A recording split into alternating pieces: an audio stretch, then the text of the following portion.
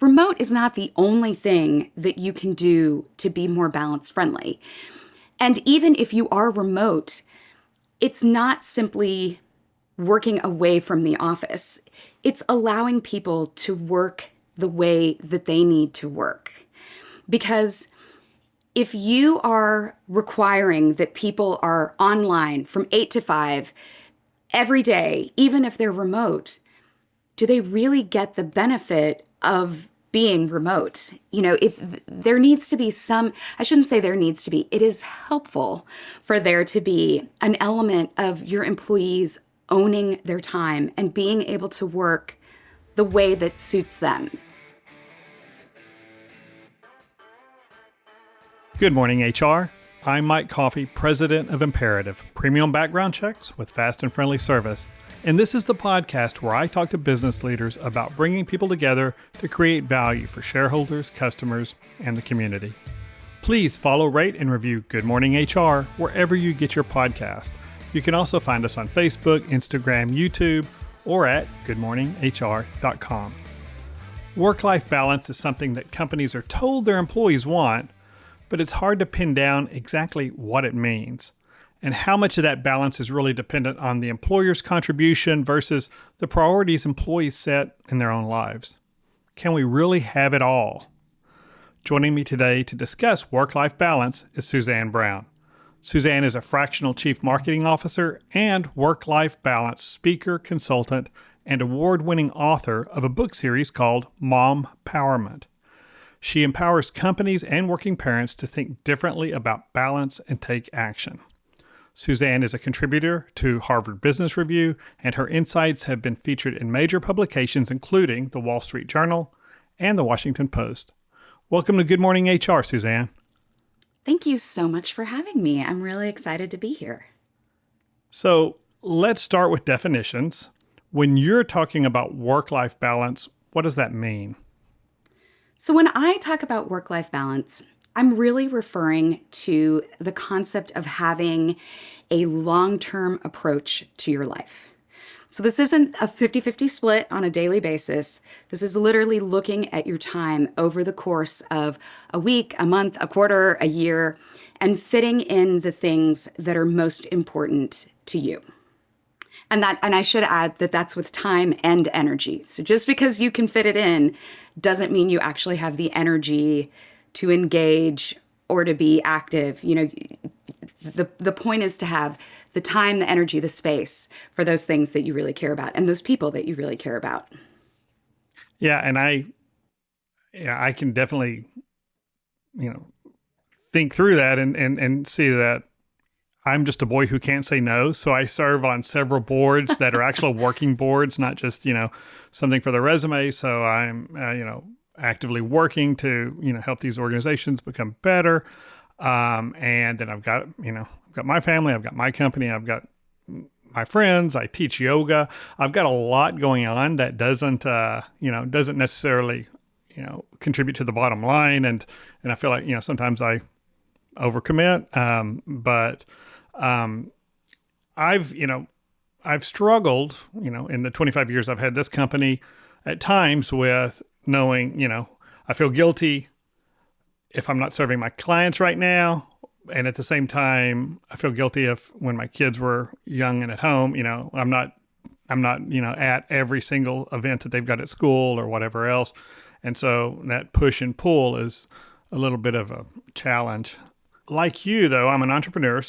And in entrepreneurial circles, I'm hearing more and more conversation, because this is a hot topic always, about work-life integration rather than balance. Like you said, it's not a 50-50 thing. It's, at this moment, maybe my job-related responsibilities are demanding more of my time. And then at this other moment, I need to prioritize, these things with my family or these other relationships I have.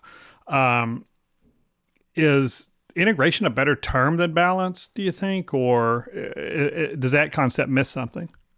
I think it depends on a lot of things. It can depend on the individual. It can depend on there's an element of generational difference there. As a Gen Xer, you might be more about balance because Gen Xers, and for that matter, baby boomers, want to be able to work and then clock out, right? Like I've done my day and I'm ready to be done here. Whereas younger generations might be more interested in in embracing the choppiness. And so it's more of the integration of being able to walk out of work, whether you're in the office or whether you work remotely, and go to that yoga class, or whether you want to go and volunteer for an organization that you're passionate about. And so I think it can really depend on the person. But what it comes down to is whatever you want to call it, people want it, right? Like people are trying to embrace a more balanced lifestyle, regardless of what you want to call it. And so if you focus so much on the term, then you kind of lose sight of what's behind the idea. So it really boils down to the individual knowing what their priorities are. And one of my priorities is putting food on the table, but the other priorities are these other things. And so I've just got to figure out what's going to be most fulfilling and what's necessary, and sort those things. Yeah, I mean, it is a combination of understanding priorities and being able to reprioritize, right? Because things come up and you need to be able to adjust. And then there's the side of boundaries. So you have to know, based on those priorities, what are the things that are most important to you? You know, as a parent, it might be, I want to make sure that we eat dinner together 4 or 5 nights a week, right? As someone else, it might be, I'm really concerned about my health, and that's really a focus for me. So I want to make sure that I carve out time to work out. For someone else, it might be an organization you're really passionate about, or a cause you're passionate about. And so you've got to carve out that time. And so I think it's not just the priorities, it's actually being able to say no, right? It's being able to say no to these things so that you have room to say yes to these other things over here. And so that's kind of a combination, in a very simple way of looking at it. It's a combination of priorities and boundaries and how those two align. Okay. So, but all of this seems to tie back to what the individual, their boundaries, their priorities and all that. So where does the employer come in? Why do they, employment's basically a voluntary agreement, right? I'll pay you to do this work and then you do this work and you'll get paid. What's the argument for employers having a role in helping employees figure out or achieve this balance? And why should they really care? So there's a few reasons why employers should be paying attention to this. The first is that over time, employees have become more and more aware of how much time they literally spend working, right? I mean, for most, at least in the US, you're talking about at least 40 hours a week. So it's a huge chunk of an employee's time. And they are looking to their employer to help them create a holistic view of balance and well-being. And so that's not just work-life balance. That is financial health. That's mental health. That is the space to have social health, right? And so that is one thing that employers need to be incredibly conscious of, because this is something employees are demanding from their employers as part of the agreement that they have with their employer, right? So that's one side. Another side is, realistically, the pandemic, I think the best way to think about it is the pandemic compressed the timeline for what is socially acceptable and what is desired and what people were willing to vocalize. And so it pulled back the curtain for working parents on what is the reality of work-life balance. How are you managing all of these things as a mother? And dads were able to become more involved in the lives of their family members, right? And so that is one piece. So you have this compressed timeline, which I think eventually it would have become more acceptable. But because of the pandemic, that timeline just was shortened dramatically.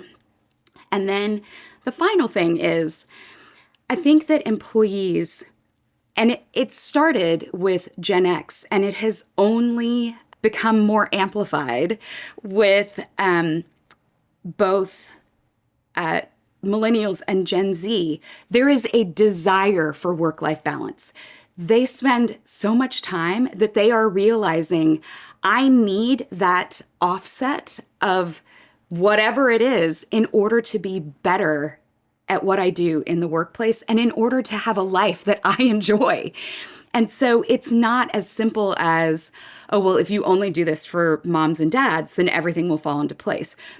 The younger generations are demanding this not because they have kids, but because literally they walk into the door and they say, I deserve to have work-life balance. I deserve to be able to have this balanced lifestyle. And that's literally just because I exist and I'm a person, right? Not because I've worked in this industry for 20 years and I have a family and I have this and I have that. It's literally because they have arrived and they understand their value, and that is something that they are actively looking for. And so I think it's just become more of a thing that employers have to pay attention to. And if you want happy, healthy employees, and I don't just mean healthy in the perspective of, they can run a mile. I mean, literally just healthy, just all around healthy. It is helpful to understand what your employees want as far as a balanced lifestyle. You will actually benefit with more productive employees, and it will actually impact your bottom line. So it makes a difference. So if it's an employee attraction and retention issue,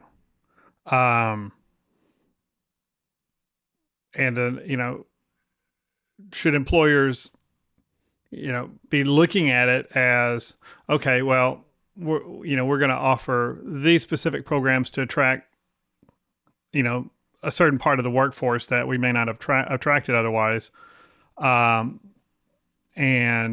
then figure out, what the potential costs are of doing that. I mean, what are the downsides for an employer? What are the considerations an employer might express, concerns that they may express when saying, okay, well, we've traditionally been an 8 to 5 with an hour lunch break office, and now all these dang millennials want all this flex time and all this, and it's screwing up our system. What's the cost of that?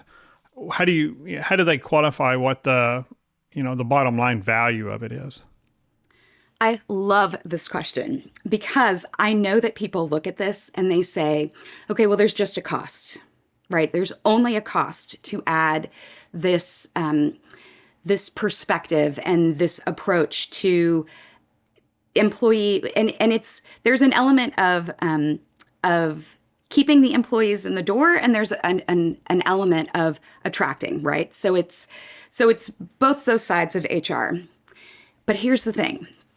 One of the most important things for you to think about is, what does it cost for employees to walk out the door, right? And if you look at this, it is around 50 to 200% of an employee's salary. There's a little more to it, because if you have an employee who walks out the door and they go to a competitor, right? Not only have you lost that knowledge and experience, your competitor has gained it. So it's like a double whammy, right? Right. So there's that piece of it. But there is a cost associated with these people walking out the door. And there is a cost with a drop in productivity. Literally, there is a financial hit to your bottom line if you have employees who are less productive. And so if you have a bunch of employees who are burned out, you are going to feel it as an organization. You're going to have more mistakes. You're not going to have employees who are going to be excited about bringing somebody in that's new. That can actually impact how you are able to attract talent. It's not just retaining talent, right? If you have somebody who when you go to a recruiting event and they're like, we work like 14-hour days and yeah, it's interesting work. I mean, who's going to want to join that kind of organization realistically? So when you look at this, I always tell managers and HR teams, don't simply look at this as a cost. Don't look at this and say, well, it's going to cost $100,000 to do this. It's going to cost $10,000 to do this. When you go to have a strategic conversation with your senior leadership, you want to be able to think about, this is what it costs if we don't do any of these things. And this is what it costs to implement them. See how there's and then compare them, because it might actually save you money to implement some things. And some of these might not have a huge cost. Creating a remote friendly environment, if you have called people back, yes, there are generally some kind of costs, right? It is almost nothing is absolutely free to implement. But the cost could be relatively low, and that could save you how many tens of thousands of dollars, because people don't walk out the door, because you can attract this stellar talent when you go and you try recruiting at a university or at a conference or just simply at a recruiting event. All of a sudden, you've got a line of people because you have been in a more balanced, friendly mindset as an employer. And people are like, I got to work for this company, right? All of a sudden, that changes what it's like financially. And you're not just simply thinking, okay, how much is it going to cost me to put this in place, right? And let's take a quick break. Good Morning HR is brought to you by Imperative, premium background checks with fast and friendly service.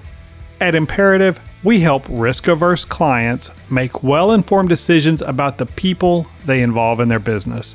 Basically, if there are people involved, there's risk involved. We help businesses mitigate that risk. We're here to be of service to you at imperativeinfo.com. If you're an HRCI or SHRB certified professional, this episode of Good Morning HR has been pre-approved for 1/2 hour of recertification credit. To obtain the recertification information, visit goodmorninghr.com and click on Research Credits. Then select episode 134 and enter the keyword BALANCE. That's BALANCE. And if you're looking for even more recertification credit, check out the webinars page at imperativeinfo.com. And now back to my conversation with Suzanne Brown. So you mentioned remote work. What have you seen, since a large portion of the workforce now is remote fully or at least hybrid, what have you seen? How has remote work impacted work-life balance? There have actually been studies that have shown that remote has a positive financial impact. Calling people back to the office does not make people more productive. So there is a financial benefit to having a remote environment. That does require potentially a shift in how you do business. It might require a change in how you collaborate or how you onboard people, because you don't have that cultural environment that you walk into anymore, right? Like, this is what we offer. You might have to think a little differently. How you do team bonding could be different. And so there's that side, but there's still that you are getting more information that shows that remote is not a hindrance, but it is a different way of doing business, right? And I think the other thing to think about is remote is not the only thing that you can do to be more balance friendly. And even if you are remote, it's not simply working away from the office. It's allowing people to work the way that they need to work.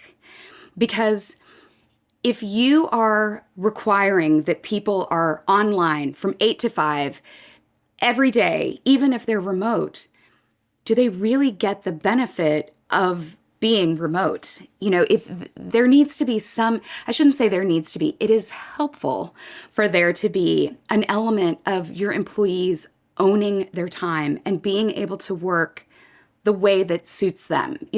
Being able to leave the office and go pick up kids and bring them home. For you, as an employer, you might think, I mean, is that really going to help? But all of a sudden, as a parent, you don't have to figure out who's going to pick up my child. How do I deal with aftercare? Like all of a sudden, all of those layers are gone. So you don't have to worry about, or you don't have to worry in the same way about that side of things. And so you're a focused employee because you were able to leave for 20 minutes, pick up your kid, come back, and focus again on your work, right? Like that shows my employer understands what I'm dealing with. My employer embraces that and supports me in the things that I actually need.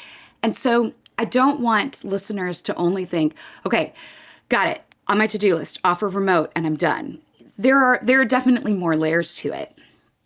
A lot of employers are saying, because I hear it all the time, well, yeah, they're remote, and yeah, we can give them some flexibility, but the employees who don't need the flexibility and who are getting the job done are more reliable.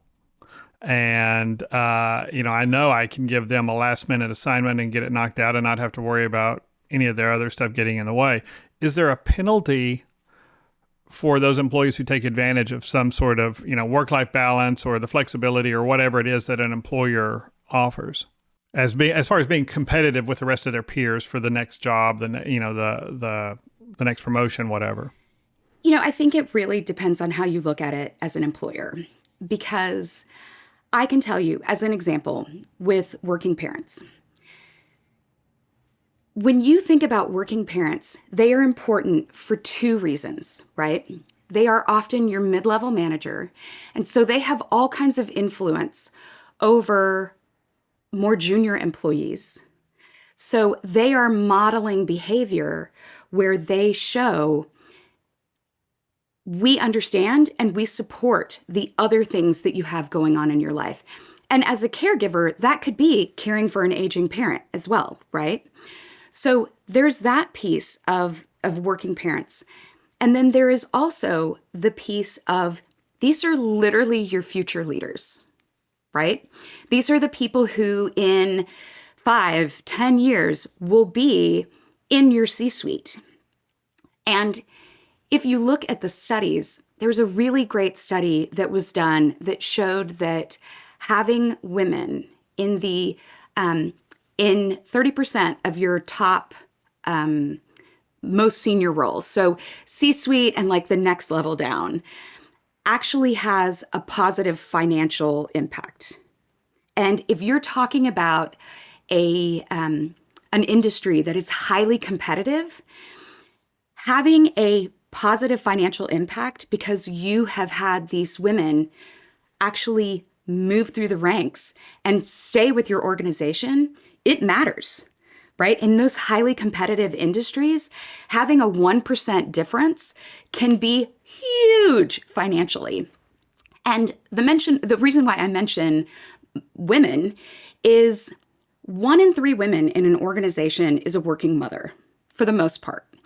And so it can have a huge impact if you are trying to track over time and have these women stay or attract these women at senior levels of their career. And so that's part of why it's important. And the other thing to think about is, I will say this as a young person, I was willing to put in the time. I was willing to put in the time, willing to put in the hours. I will also say though, I was also willing to leave an organization when I saw another organization that was willing to pay me the same amount of money or more, and they understood that I wanted to have a life. I remember getting a job offer from an organization when I was at like a director level, and it was a new company. They essentially kind of pulled back, and they were not going to give me the title bump, right? They were going to pay me only a little bit more, which when you think about it over the course of the year would have been like $50 a paycheck.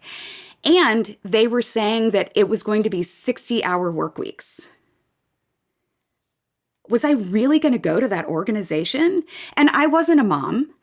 I wasn't thinking about that aspect of my life. But I was very much able to articulate, like, how do you think that this is a legitimate offer? You know, Right. and so I think that that's the thing to think about. More and more, you have these younger employees who are saying, that's not going to cut it. That's not going to work for me. So it's almost like you have to think about these things in order to be competitive, because people will deliver. If you acknowledge that they are, the other areas of their life that they care about, don't you think people are going to be more willing to work really hard for you when you need them to? Like, yeah, let's put in the time and let's get this done. Because when I go on vacation next week, you're not going to bother me. Right? Like, but again, you kind of have to think about things in a broader sense, not just for one specific project or not just for one specific department. And, the topic of unlimited PTO, I mean, it blew up a few years ago. We're going to give all our employees unlimited PTO. And I felt like from the very beginning, this is going to not work.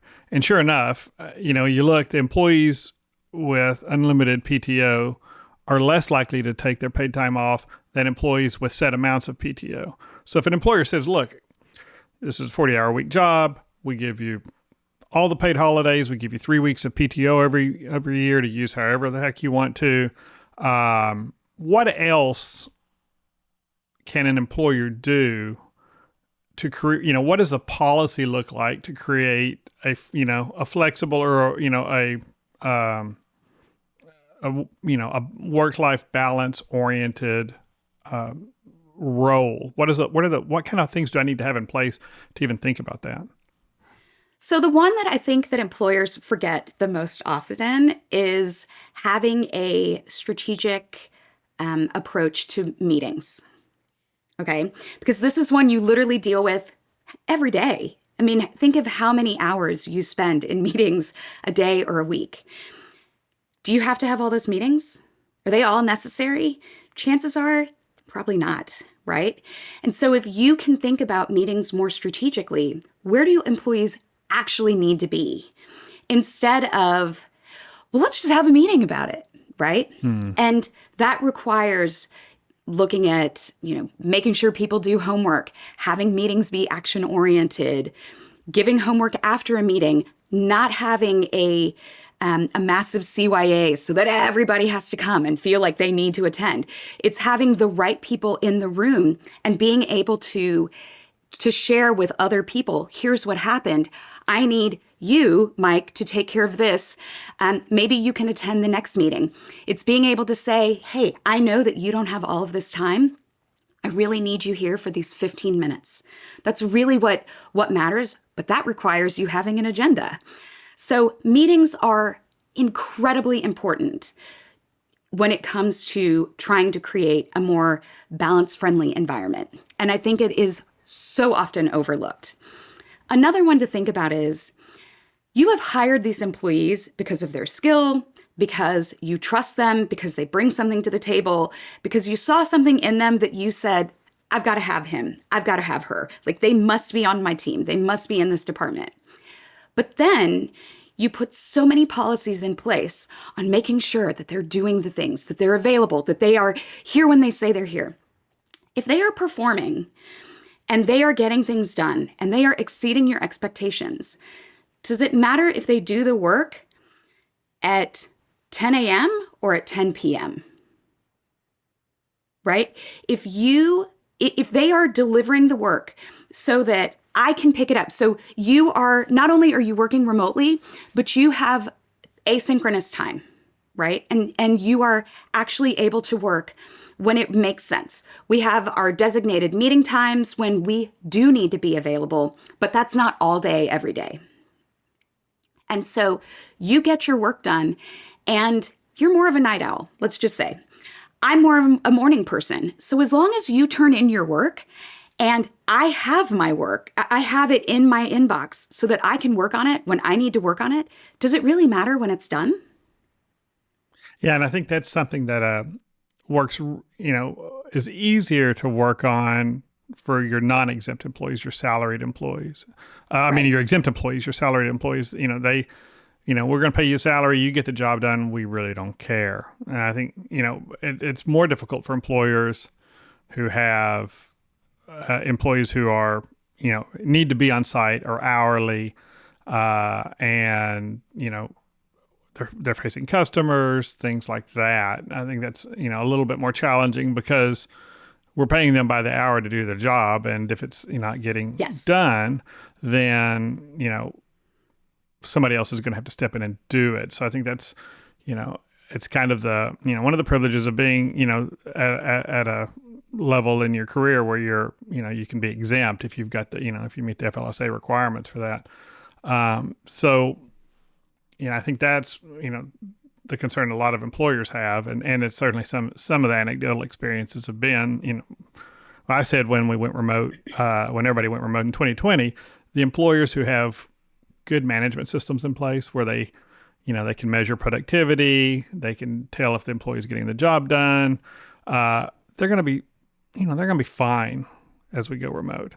It's the employers who manage by walking around, make sure everybody looks busy and all of that are having, and I think that's, certainly an experience, my experience with our clients on my consulting side, that's been the issue. But, if I'm an employer and a lot of my workforce is hourly and maybe they've got to be available for clients at certain times, or we work at, we've got team things.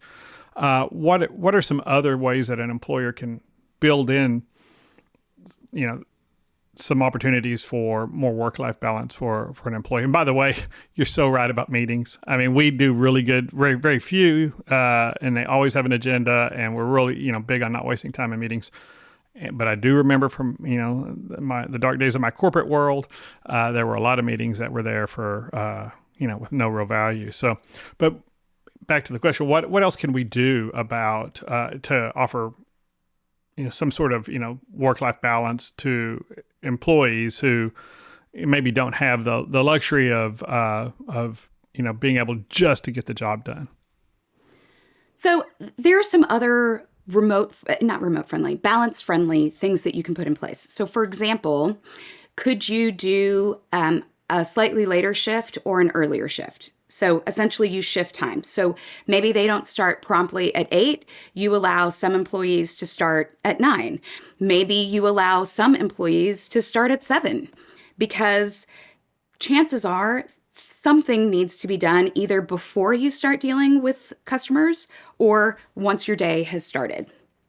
Even having what is essentially a split shift so that you go 8 to noon and then they start up again 2 to 6, right? So there might be that chance so that they still have that middle of the day so they can go and volunteer at the pet shelter. Like there are so many different ways that you can split up the time.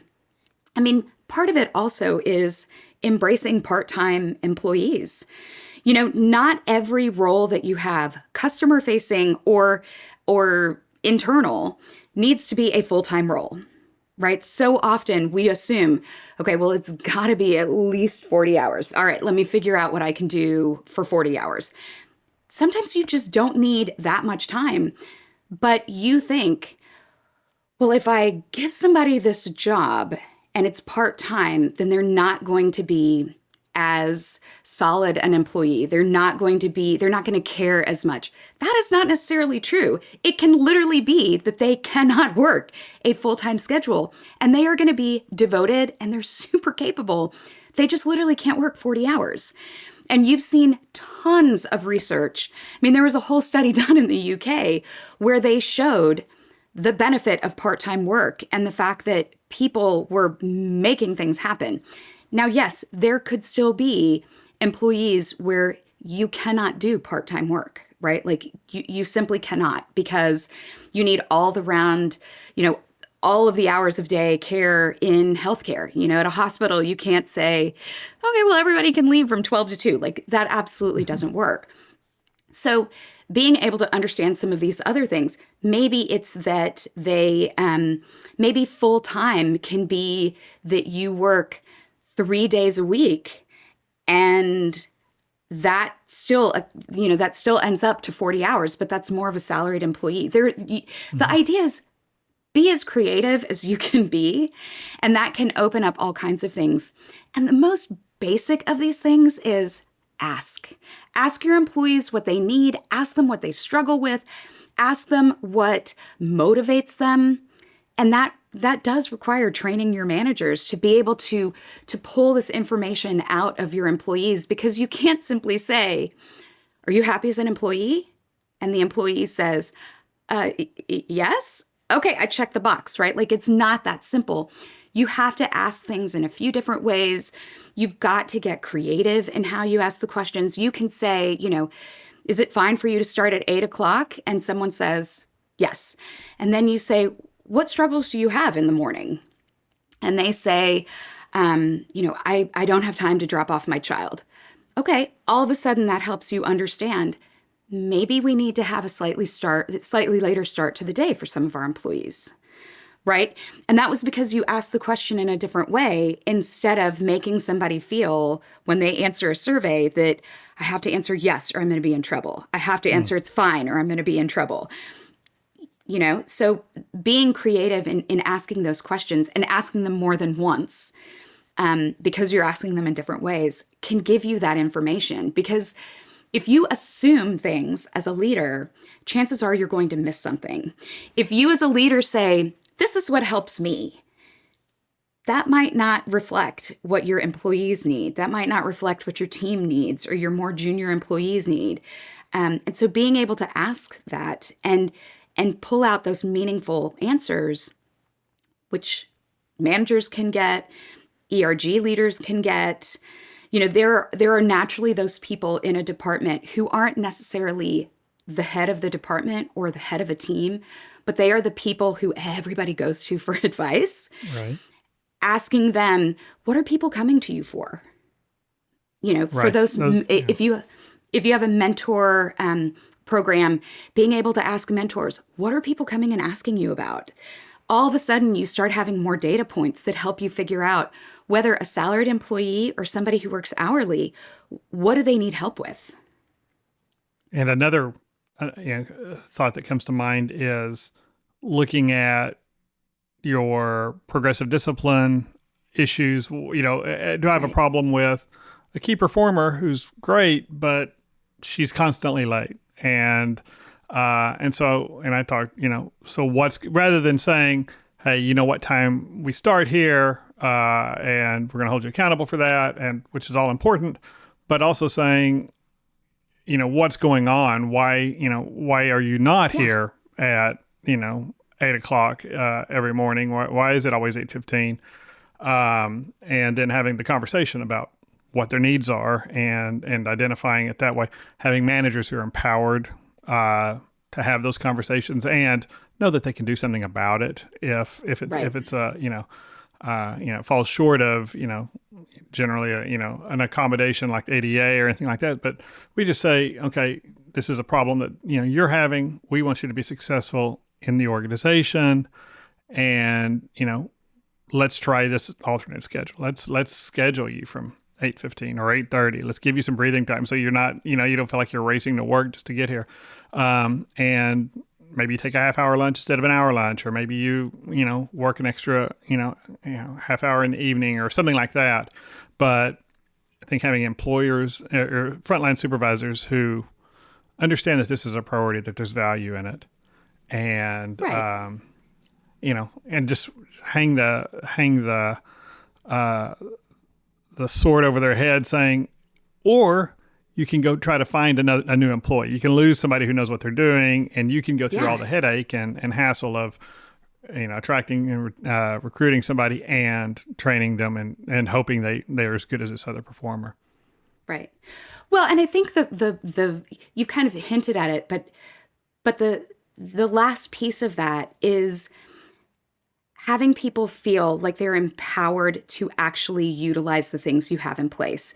If you have a great policy where people can start earlier or later, but everyone is afraid to actually work that way, because what's everyone going to think, right? That is not helpful to you as an organization. You might as well not have that policy.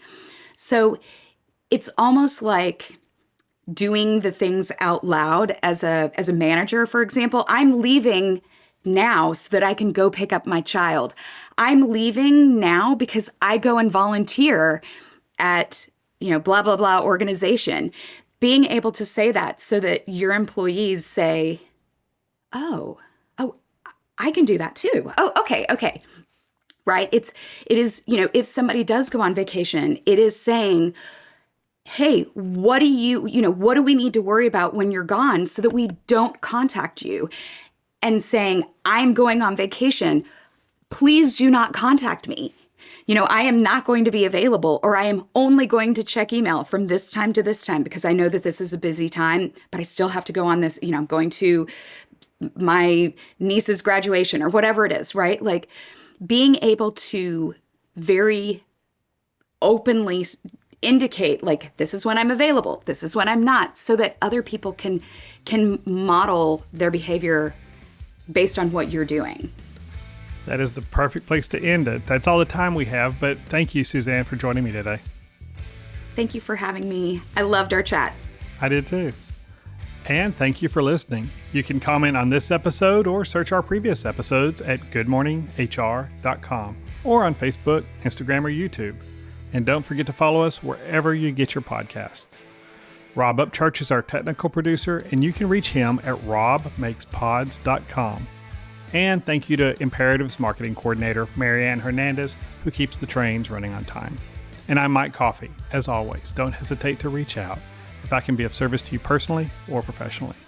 I'll see you next week, and until then, be well, do good, and keep your chin up.